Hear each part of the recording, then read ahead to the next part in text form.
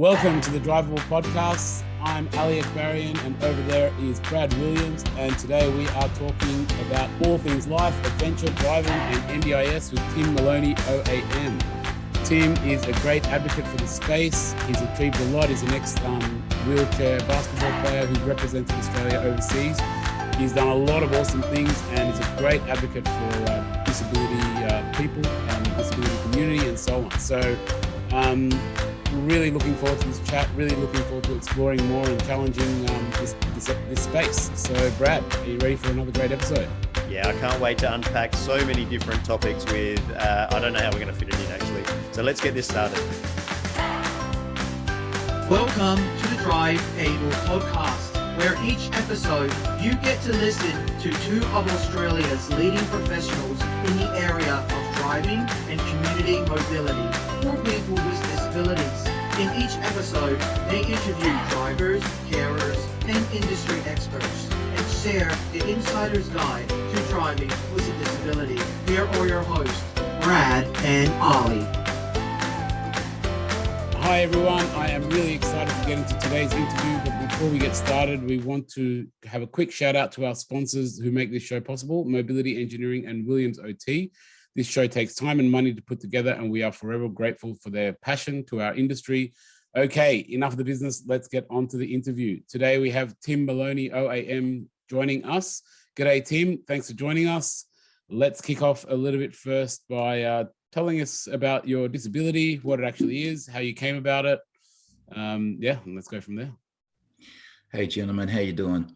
Well, I'm Tim Maloney. I had a neuroblastoma tumor on my spine when I was 9 months old. It sort of was a dumbbell shape, if you like a weightlifting dumbbell shape. It went from the back to the front of my spine, damaging the spinal cord. So we're talking about technology of 1968. And all the fun things that go along with that. I'm sure there are listeners out there who can appreciate that. Then I've had secondary disabilities along the way. My right leg was amputated after complications from surgery when I was 11, and my right kidney removed after post-op complications when I was 19. And then the usual body falls down because you're being an athlete sort of thing since then.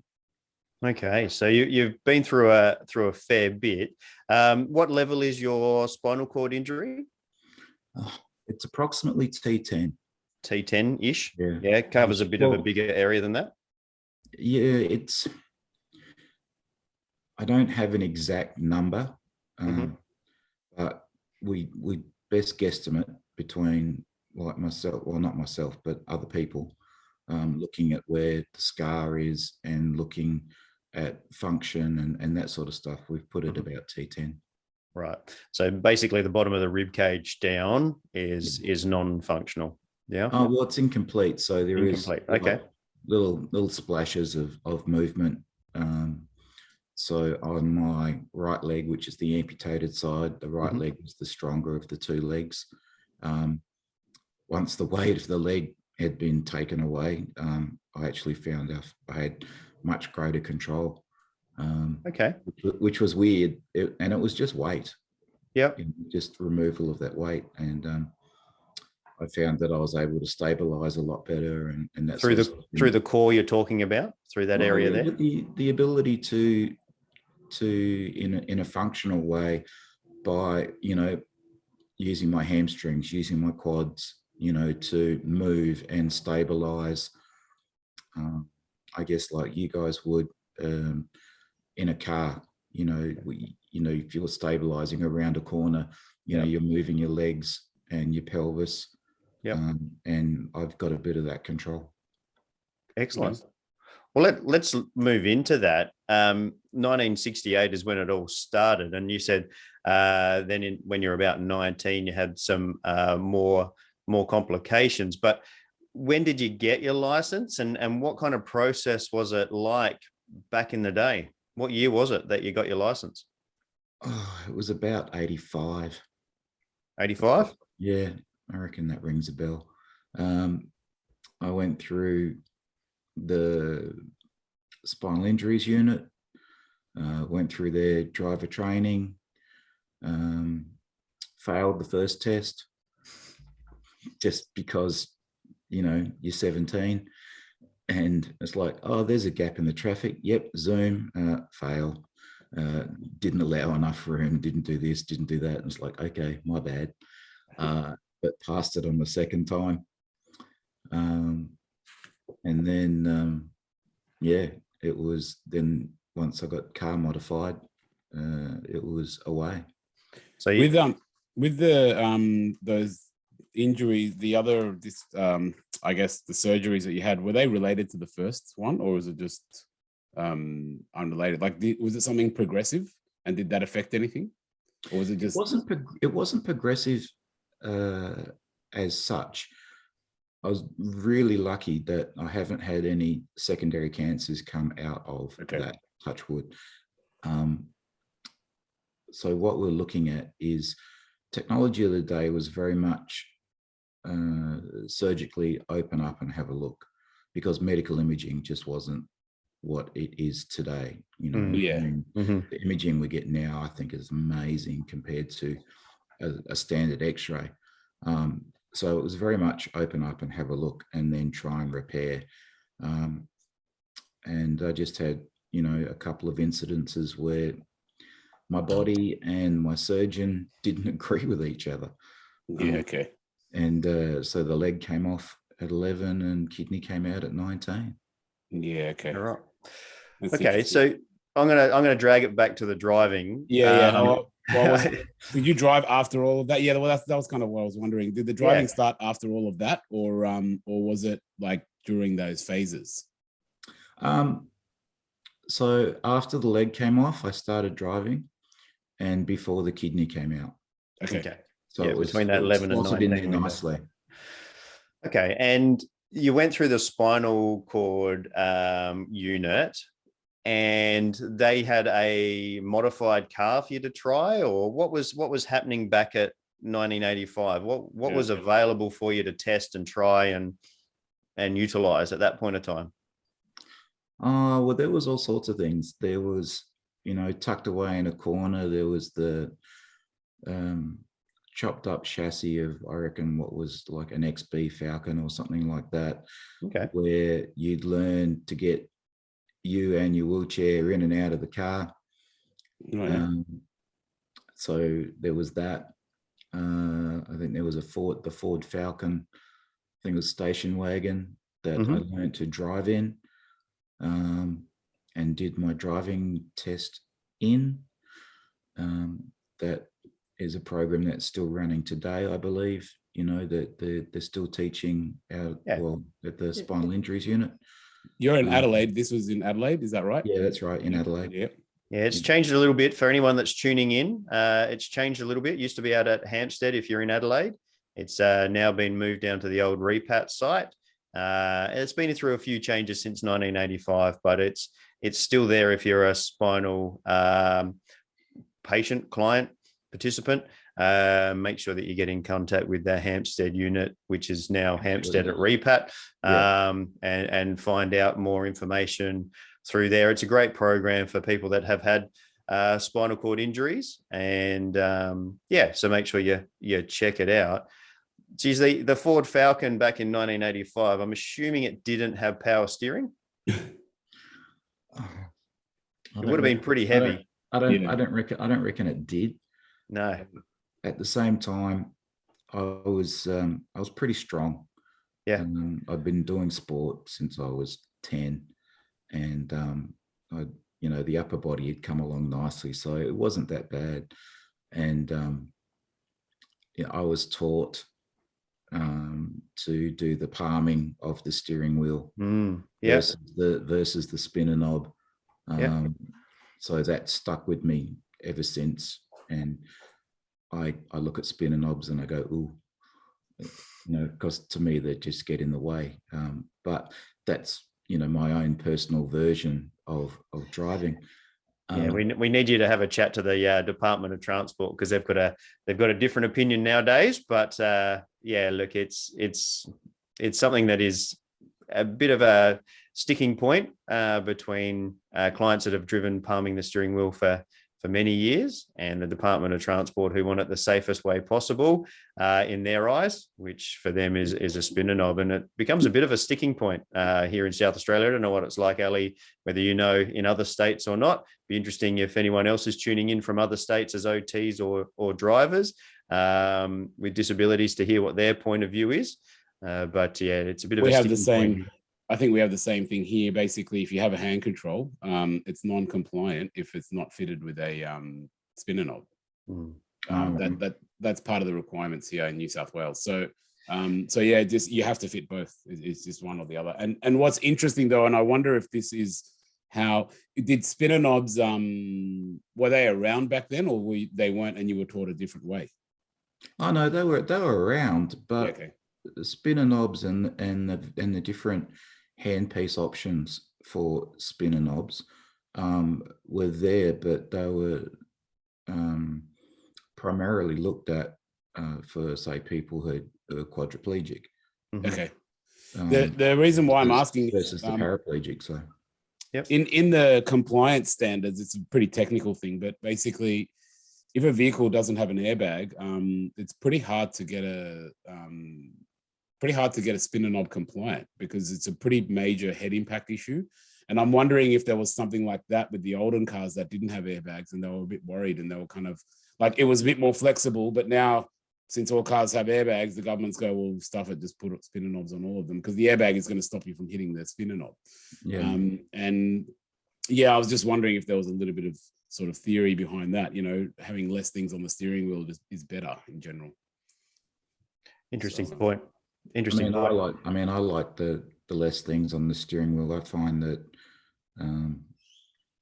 as you're coming around the corner and the steering wheel is just gently moving through the light grip of the hand, as it straightens up, as a car normally does, I would find the spinner knob that would get in my way, in that particular scenario. But in the old car, everything was a head injury issue. That's very true. Very true. Well, yeah, that's it. Yeah.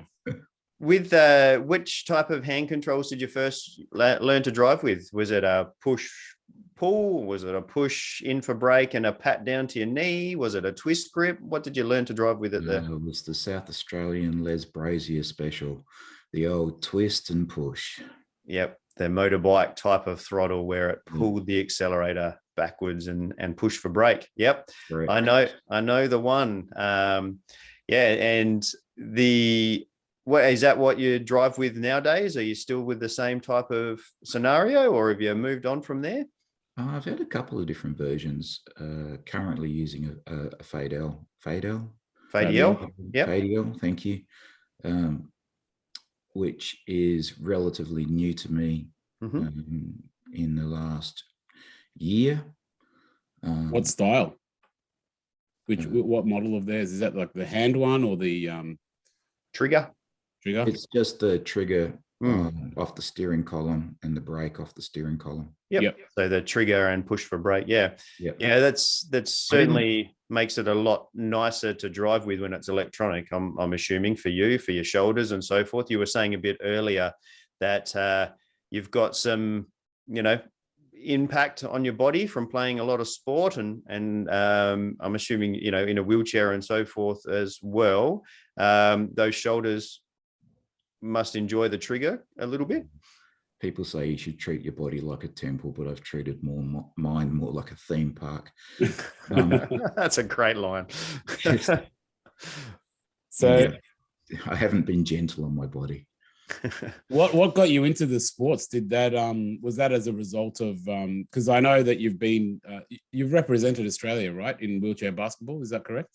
Yeah, and athletics as well on the track. So I got into sport when I was 10 in a school holiday program that my family found and took me along to, and the ability to get with my peers and actually engage in activities, different games. I mean, everything from chasey to, versions of basketball where you might be using, a bucket, or an, well, I can't say rubbish bin these days because everybody thinks of a wheelie bin, but see, back in the day, we had rubbish bins that were a bit smaller and more plastic. Yeah. So yeah. we throw the ball in one of them and that sort of stuff. So that was my taster of it. I got hooked really easy. I was just enjoying myself so much. And from there, that went from recreational sport into organized sport and then into very organized sport. Yeah, wow. And did you represented Australia? Did you go to the Olympics or that type of level as well? Yep, did a couple of world championships for the athletics. Also went to 2 Paralympics for basketball. Whereabouts? 92 and 96, so Barcelona and Atlanta. Fantastic. How was traveling around in those days with hand controls or independence? Did you have to do much of it yourself? How did that go? Yeah, interesting. We hand controls and that back then would generally, there were not portable or hiring options if you were going in somewhere. So we'd have to take staff or say someone who had a minimal type disability would be the driver, someone who could actually drive the car with their feet and not be reliant on someone that's didn't have a complete spinal cord injury. And back then there were less amputees involved, so you couldn't just grab the closest, below knee amputee and say, hey, we need you to drive this vehicle. So it was tricky. A couple of road trips in the Tarago, first generation Tarago, five guys in it, and all their wheelchairs. And back then your day chair was your competition wheelchair. There was no two chair sort of situation. So, well, no wonder your shoulders are maybe feeling it a little bit now. Do you tell us about your shoulders for the young athletes that might be coming up, or even the young wheelchair user coming up? Firsthand from you, any advice in regards to theme park versus temple? Do you subscribe to theme park, or do you subscribe now to temple, or somewhere in between? I think somewhere in between would be good. Got to have fun, I'm assuming. I'm a big subscriber to theme park. Yep. I mean, I get in my car now with the ADL hand controls and the trigger, and I go, well, that's just like riding the quad bike, or situations like that where I've used other types of hand controls or muddled my way through on a quad bike that is a manual, and you got to do the crazy, okay, accelerate, then hit the clutch, then put your right hand over the petrol tank to go down to the gear shifter by your toe, shift gears, change, and then get it back up to the accelerator and try not to stall it. On private property, of course. Private property, of course, because quad bikes aren't legal on the road. That's right. So, there's been many a different version that I've incorporated in all sorts of places. But yeah, traveling was always difficult, transport wise, because we'd have to organize buses and stuff and have people available to be able to drive it and have the right license to drive it. Yeah. One thing I wanted to sort of mention and maybe segue a little bit into is when we were talking about body, temple, and versus theme park. I can't remember who it was, but someone we were interviewing last year was mentioning about how he basically, he was from pre-NDIS days, like yourself. Like myself. And he basically ignored a lot of the OT advice that said, look, take it easy on the shoulders, don't do this way, don't do those transfers, etc., etc. And he was in his late 50s and his shoulders were completely buggered, but he said there is no way he would ever have changed it, because him living that way made him feel less like a quote unquote disabled person. And he reckons that he had more opportunities in life because he had that psychological kind of attitude of, you know, we just got to make it happen, you know, in some kind of way, shape or form. And he reckons that he lived what would be classified as a more quote unquote normal life throughout his life. And he reckons that if he was sort of cushioned with all of these extra bits and pieces, he might have not been so successful in his life. And I guess that's an interesting point and segue, which I wanted to kind of cover a little bit around. NDIS is a new scheme, and you would definitely have pre or post NDIS, and NDIS is fantastic because it brings you opportunities.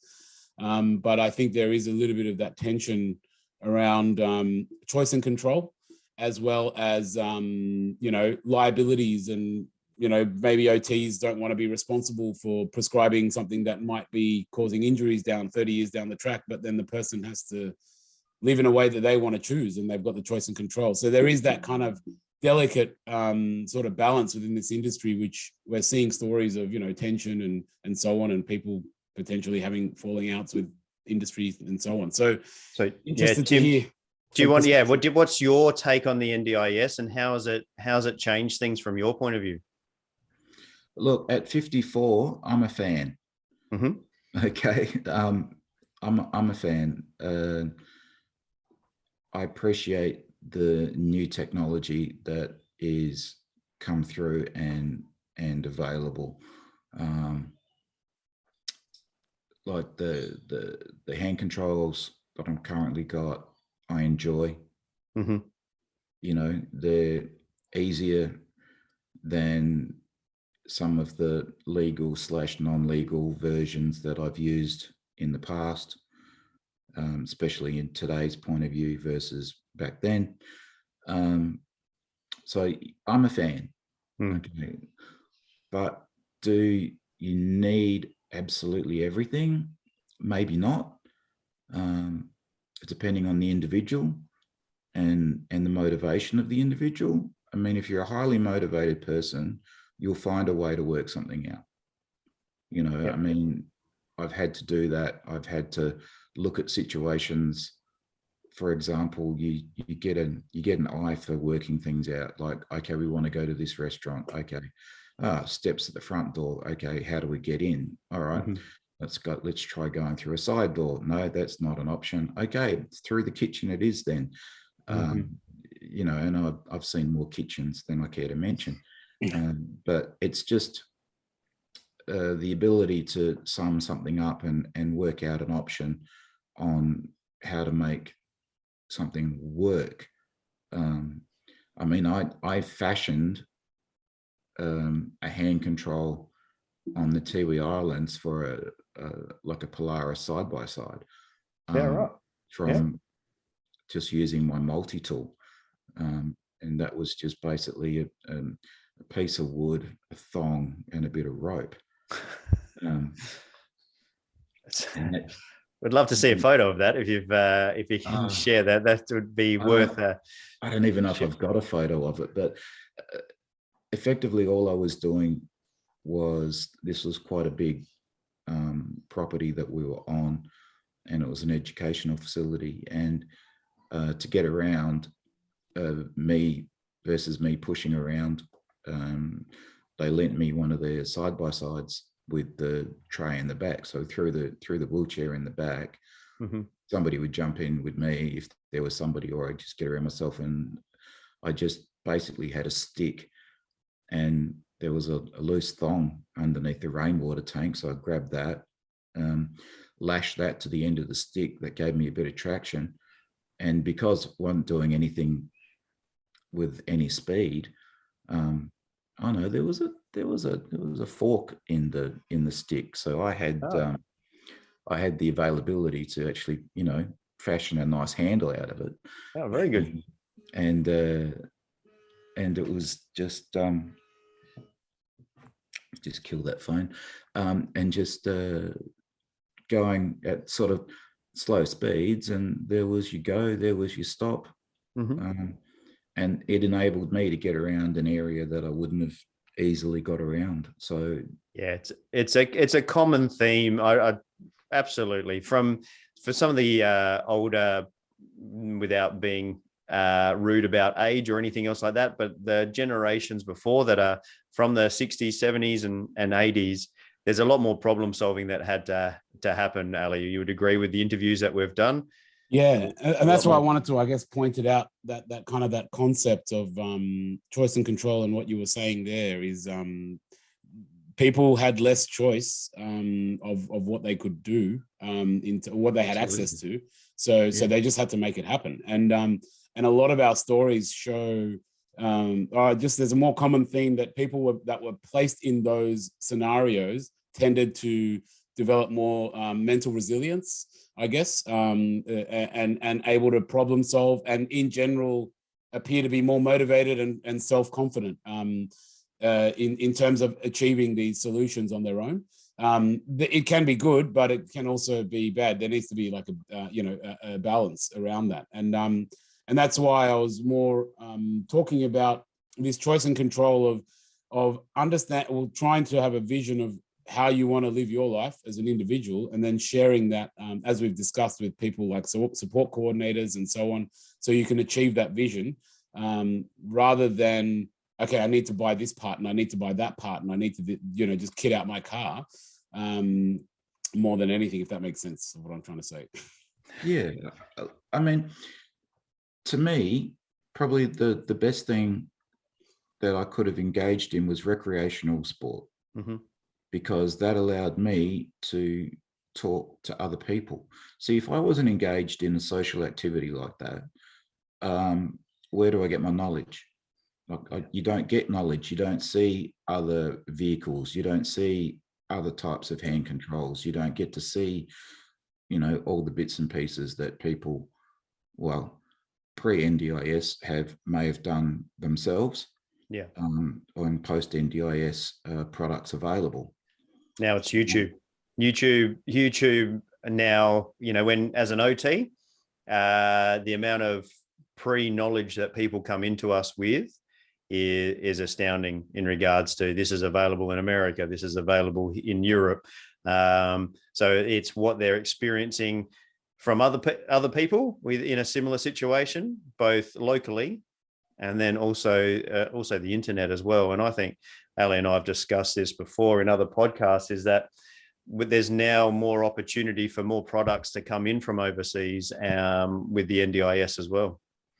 Yeah, and on that point, I guess, what have you found in terms of technology and options of products that are out there post NDIS that's really helped, that's made a big difference, let's say, that you wouldn't have had before? I think actuators on the rear tailgate. Yeah. I think they're fabulous. In terms of even getting your FADL hand control, such a big difference. Did you have like lots of different choices, and did you go through a whole bunch of things? Like, I'm guessing in the past it would have been like, hey, this is what you've got, just make it work. And in this case, was it like, oh, I can try this, and this model feels good? Was it more like that? It was a bit like that. I wouldn't say completely like that, but it was a bit like that. Just looking at the options, I tried the offhand accelerator. I've got massive gloves for hands, which makes it, good for basketball. I can palm a basketball. I've got a 6'10" wingspan, and it was uncomfortable for me to use those. So I went away. I mean, I can always go back to that option if I need to, but it was an uncomfortable, very tight fitting option for me personally. So I just went with a lot of what I knew, which was just the push forward for brake, and instead, the trigger, fly-by-wire electronic accelerator. So fantastic. And it's really good, I guess. Comfortable, and that was really comfortable for me, and it just felt easy, felt comfortable, confident in what I could do. And I guess that's the issue. You've got to find the version that works for you, that makes you confident, so you can get out and enjoy. Hit the nail on the head there from my point of view, Tim. Thanks very much for saying that. Find the thing that works for you. And that's basically our sign off, isn't it, Ali? Every podcast is Definitely. Get yourself out there for a trial and make sure you find something that works for you. So I'm glad you're advocating what we say every podcast episode. What are you doing with yourself nowadays, Tim? Yeah, you Order of Australia medal. How did that come about, and what are you doing with yourself nowadays? That was for service to sport. With the 96 team, we actually won in Atlanta with the basketball. So it was a pleasure to be part of that team. Congratulations for that era. That's really good. Appreciate that, guys. So that was, a sporting highlight amongst a few that I've got. And what am I doing now? Well, I'm doing a bit of advisory work. And by work, I'm being generous. I'm volunteering. I'm on the board for KidX, which is a child and youth expo that we run here in Adelaide. I'm also an advisor with a company called Determined 2, and they do a program called Immersion Therapy. So that's underwater rehab, exercises and everything using exercise physiologists. So it's been sort of with those guys for a couple of years, Determined 2, probably about 6 years, helping out. And then I pick up bits and pieces where I can. Spoke with some first-year OT students a month or so ago, giving them a bit of real world. Sort of just rolling in with them having no history of me and saying, okay, what's my disability? And letting them try and work it out, only being visual, and get some very interesting and funny answers when you do that. But that's a great question. It's part of their learning curve, and we are touching on things that they won't even see until their fourth year. But they will have me as a reference point, so that's good. Good on you, Tim. Fantastic. Tim, it's been an absolute pleasure. We've gone over time as we do every week. We could just keep on talking. I've got a million more questions for you. We might need to get you back on at another stage to finish the questions and explore more about your history and more about hand controls. I wanted to ask one more question for the people that are in wheelchairs. How do you get your wheelchair in and out of the car? I'm very old school. I'm currently looking for a solution to old school, but I've got a box frame, it doesn't fold. So it's take the wheels off at the door of the car, and then I lean myself into the car, so I guess over the center console, and then put the wheelchair frame on the back seat behind me. Oh, all the way over the top. And then the wheels on top of the frame.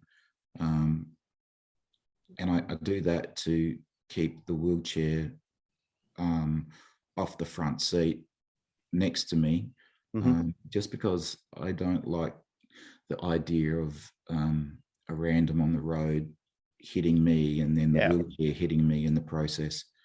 That's a really good point. A bit of safety. Yeah, absolutely. I totally advocate for that, as well as an OT from a safety point of view and a road safety, road safety advisor as well. So I totally agree with at least having a seatbelt around it. But it's still still a potential to be a projectile, isn't it? In that, I can think of a pretty good product that could help anyway. So little thing that opens the back door, slides the back door, and a little comes out, brings your if you're not using that back seat, it's a little unit that basically just brings your chair right out the back door. But the back door turns from a flipping door to a sliding door that moves out. very similar to what's pictured behind you, Ali. The sliding door opens, and instead of the chair coming out, it's your wheelchair comes out of that sliding door. Yeah, there's all kinds of options available nowadays, like we spoke about earlier. Tim, we want to say thank you very much for joining us today. We have run out of time, but we don't let anybody get away without our final question. Our final question goes out to everybody, asking about what's a memory in a car? What have you used the car for? You've already mentioned about the quad bike and utilizing some unique skills to make a quad bike work. But what's another memory that you might have associated with cars that's not just about getting from A to B? Some of it's A to B, but I've spent some time in the territory. So it's a four-wheel drive and just going off-road. And the ability, I did a four-wheel drive course, and just driving through like Litchfield National Park, and doing the river crossings and that sort of stuff. Now, it's not, it's A to B, but it's a very beautiful A to B, and just sort of the fun of, driving a car, with water coming up over the top of the bonnet, sort of I guess, Ali, you're getting that in your backyard at the moment, but, it's normally not a situation that you have.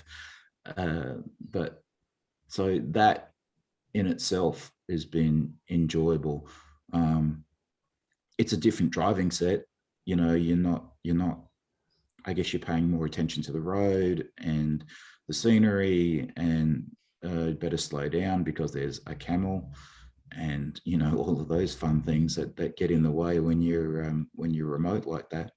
But yeah, I guess driving through Litchfield National Park, camping, and the availability of rolling out a swag and spending the night somewhere and finishing the next day. So yeah, stuff like that offers that freedom to go all over the place, doesn't it? And so many options, and the experience associated with it. And that's why we do this podcast, to get people excited, to get people dreaming about what they can use their car for. And it's stories like yours, Tim, that make it worthwhile. So thank you very much for joining us.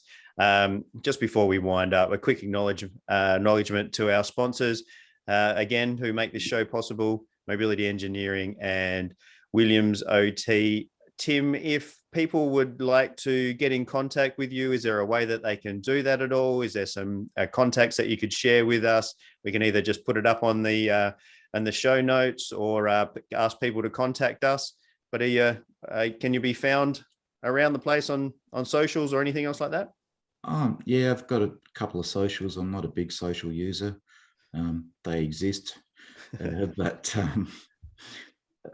but yeah, I'm findable. They can find me through you.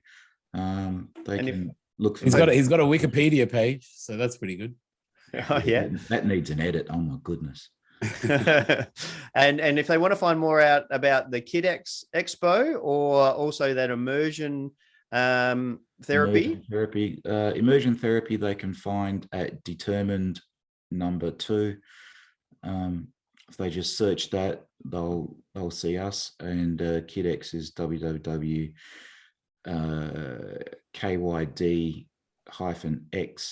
Just stick your chest up, Tim. There you go. For the people that are tuning in on YouTube, it's on your shirt. For those that are listening, this is a really good logo right here. Okay. But yeah, kyd-x.org,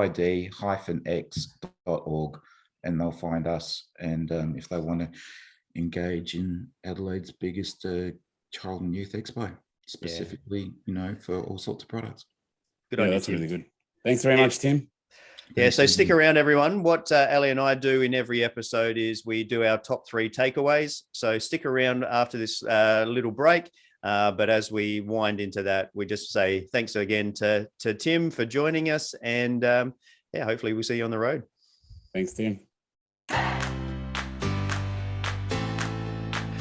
All right, welcome back. In this section, we bring you our expert analysis and top 3 takeaways from the interview that we've just had with that episode with Tim Maloney. This is where Ali and I provide more than 30 years of joint experience in the industry, helping people with disabilities to drive and to get out in the community in a safe and meaningful way. Ali, what's our first takeaway? What's the first thing that we learned from that interview?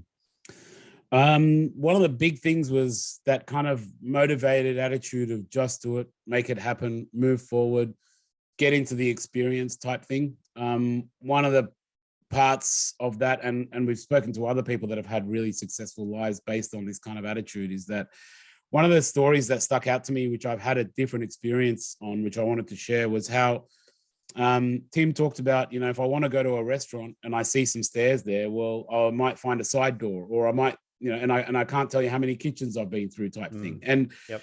that sparked a really strong memory for me, because I was out where I'd invited some people out to a restaurant, and one of the people was in a wheelchair, and this was a restaurant which didn't have accessibility. It was an old part of town. They just didn't have that stuff. And he came up to the door and there wasn't a ramp, and everyone was compassionate and offering him to help him to get in and, pick him up or do whatever they need to do just so he can get in, because everyone's waiting in there to have a great time.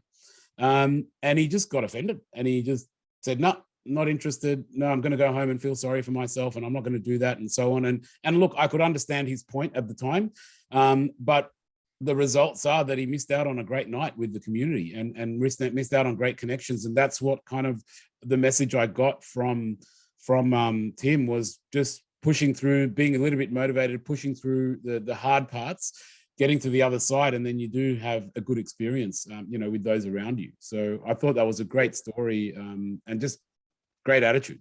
We don't want to undersell disability access, though. It's absolutely vital that everyone has the same opportunities as able-bodied people in regards to getting in and out and so forth. But yeah, I agree. I love his attitude. That's what we're concentrating on here, is to give it a go and make things work. He mentioned it multiple times in regards to making things work, and giving it a go, especially, it was maybe more of a theme back in the 80s and 70s and so forth, where there wasn't as much technology and it was more of a give it a go type, otherwise you did miss out type of scenario. It might be a little bit different nowadays, but look, yeah, I loved his attitude too.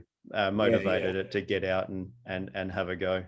And yeah, look, that point of accessibility is a very, very good point. The thing is though, our community is diverse and it is changing, and Australia has had NDIS and a real big focus on accessibility for like less than 10 years almost, so or 10 years, coming on 10 years. Whereas, so the reality is our community does have inaccessible parts. And that kind of brings me to that next point of engaging with community is important. Engaging with community and sharing those stories and getting into those more difficult situations, whilst it's not ideal, it's important, because that's normal. That's standard for someone who's able-bodied or not. It's regardless of your ability or disability. Community has challenges. Community has tough times. Like I've had tough times myself, with various things around the community and people that I've interacted with, even in the last 6 months. So, but when you get out there and you talk to different people, and you engage with different community groups, especially, I loved, which we spoke to, I can't remember the lawyer's name, the idea of the Natalie, the idea of this whole disability community cohort.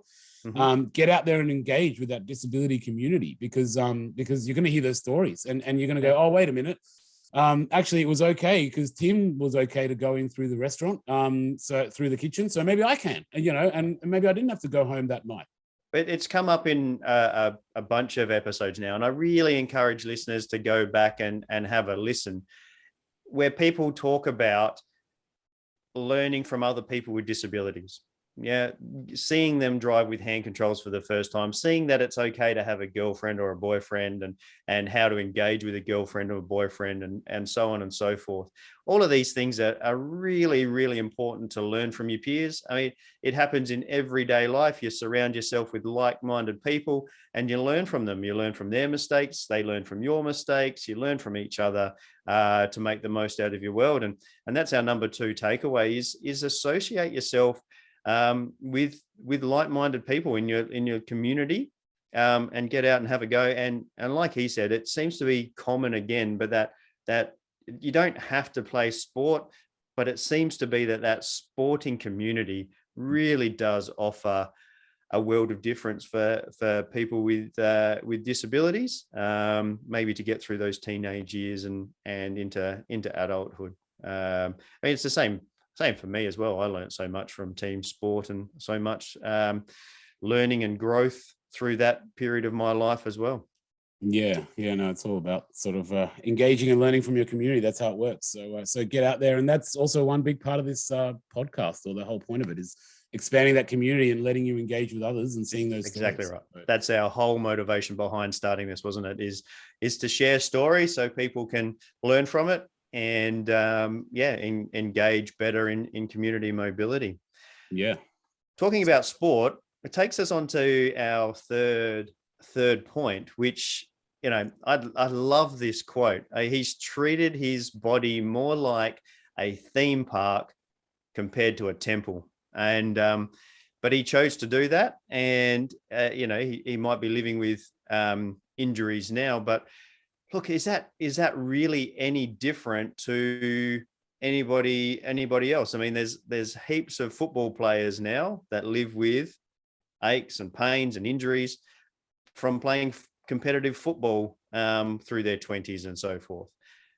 Is it any different for somebody in a wheelchair loading wheelchairs in and out of cars rather than having a boot hoist in their 20s? Let's unpack that a little bit more, Ali.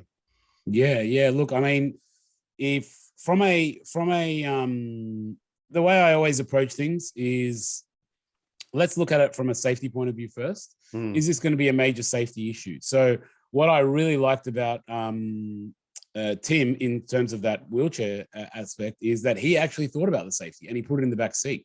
Because that's one thing which I've thought as a mechanical engineer and a crash safety, I guess, engineer, is those wheelchairs sitting loose in the front seat can be pretty dangerous. So but he's made that choice to use his physical strength. And that gives you that little bit of confidence every day, that, hey, I can pick this stuff up and carry it over the top of me. But how many times have we heard people say, don't do that, that rotational movement and all of that stuff? Yeah, I'll put my hand up. Absolutely put my hand up. From an anatomy point of view, that rotator cuff rotating across your body day in, day out, multiple times a day is going to cause wear and tear on your shoulders. Yeah, now you've got to do all kinds of awkward, non-ergonomic moves to get your wheelchair, one, into the front seat, but then to actually get it behind you into the back seat. That's a lot of wear and tear on your body. So safety first is it should be in the back seat. In fact, It should be in the boot behind a cargo barrier, number one. And then number 2 would be the back seat, because it's got the car seats to stop it coming forward to hit you in the back of the head, potentially. But then the next thing is in the front seat and putting a seatbelt around it. But let's unpack it a little bit further. Where's the liability sit? And this has become a really hot topic, and look, it'd be really good to have maybe a lawyer on, or also some NDIS or other OTs on, and other mobility experts on as well. The liability versus choice and control. And it's illegal to go speeding, okay? And you've got the choice to make sure that you stay underneath the speed limit. It's not illegal to put a wheelchair on the back seat, but it does impact on the body. So if we're prescribing that action over and over again as an OT, where does that liability sit?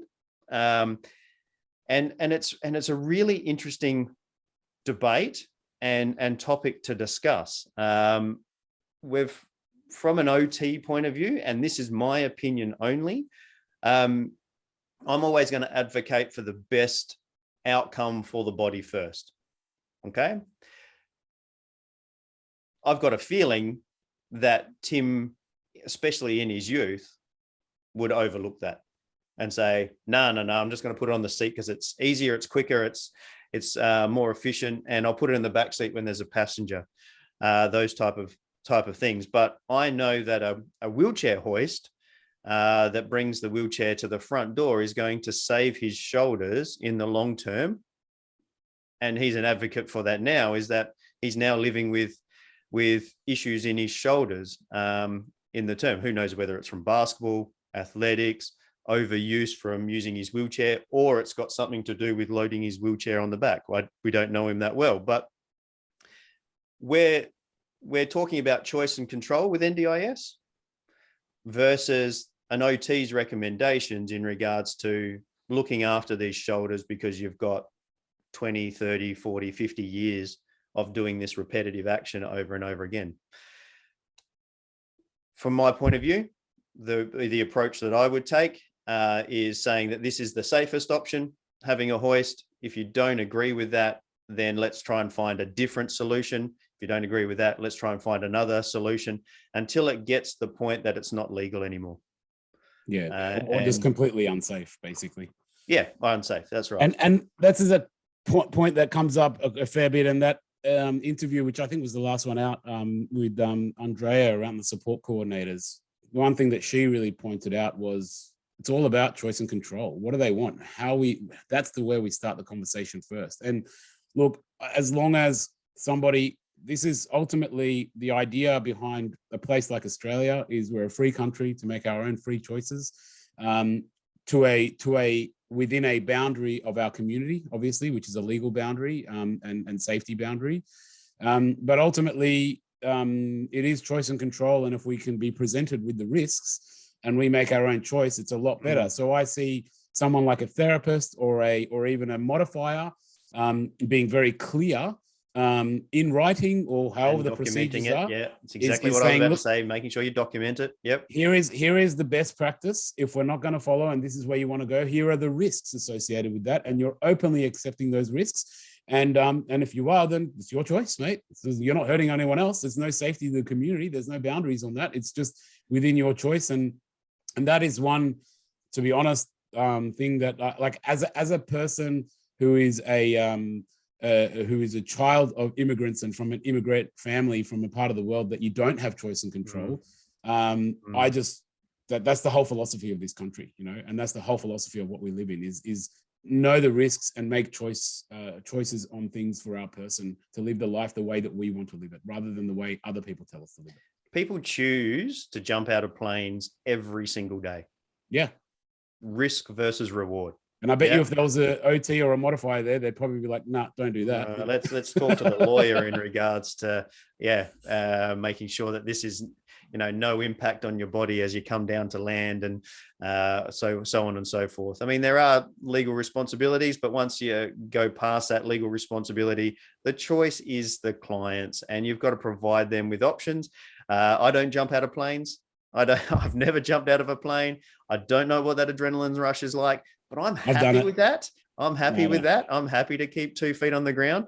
I go up that high off of jumps and stuff when I go to the snow. Once was enough for me. It's all good. But look, it's we've got to be a real advocate for choice and control, and it's a really interesting debate. And look, I welcome other OTs and other engineers and whoever's listening to this to put comments down below. Let's start a conversation around this. Put comments down below and let's see where the debate goes. And look, if you'd like to hear a topic dedicated to this, let us know, because there's a lot to unpack in that area.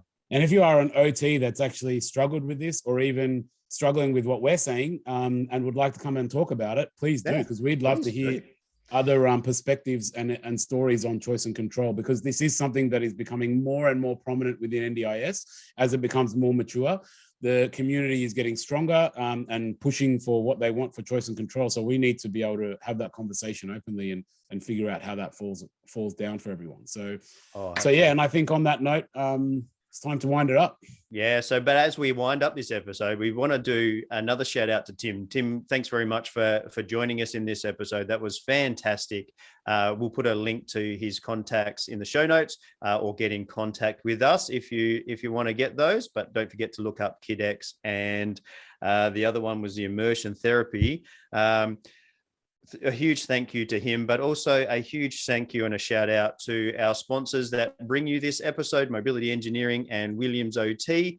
Williams OT driver assessments and rehab is all the pieces of a puzzle to assist people with disabilities to reach their driving and community mobility goals. And Mobility Engineering is a team of passionate and dedicated people focused on bringing Australia's largest range of suitable transport options for all walks of life.